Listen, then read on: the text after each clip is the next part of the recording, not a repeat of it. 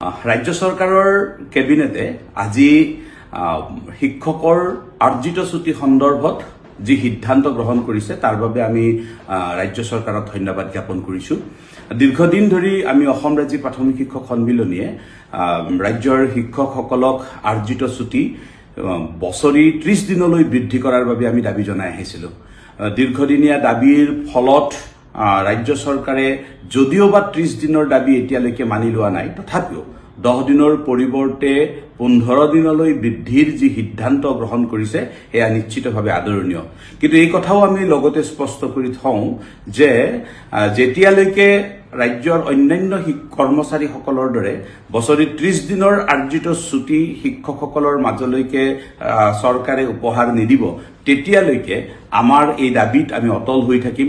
আৰু এই কথাটো আমি অৱগত কৰো যে যিহেতু ভেকেশ্যন ডিপাৰ্টমেণ্টৰ গইনালৈ শিক্ষকসকলক এই আৰ্জিত ছুটিৰ পৰা বঞ্চিত কৰা হৈছে, গতিকে ভেকেশ্যন ডিপাৰ্টমেণ্টৰ এই সকল শিক্ষক শিক্ষয়িত্ৰীক যাতে গৰমৰ বন্ধৰ সময়ত 30 দিন পৰ্যন্ত আৰ্ণ লিভ নিদিয়ালৈকে ব্যৱহাৰ কৰিবলৈ প্ৰয়াস নকৰে, তাৰ কাৰণেও আমি ৰাজ্য চৰকাৰৰ শিক্ষা বিভাগক অনুৰোধ জনাইছো।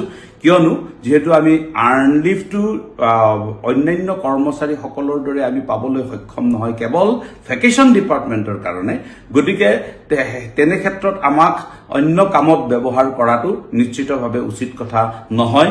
আমি পুনৰবাৰ সিদ্ধান্ত গ্ৰহণ কৰা হৈছে 10 দিনৰ যি আকোৰগোজ স্থিতিত ৰাজ্য চৰকাৰে বিগত প্ৰায় 20 বছৰ কাল ৰাজ্য চৰকাৰে এই স্থিতিত অটল হৈ আছিল, সেই স্থিতিৰ সলনি কৰি 15 দিনলৈ বৃদ্ধি কৰা কাৰ্যক আমি আদৰণি জনাইছো।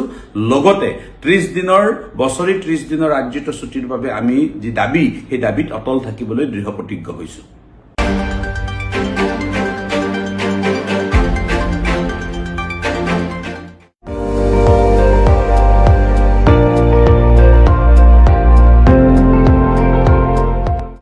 আপুনি চাই আছে ND24, সৰ্বশ্ৰেষ্ঠ নহয় সৰ্বোত্তমৰ দৌৰ।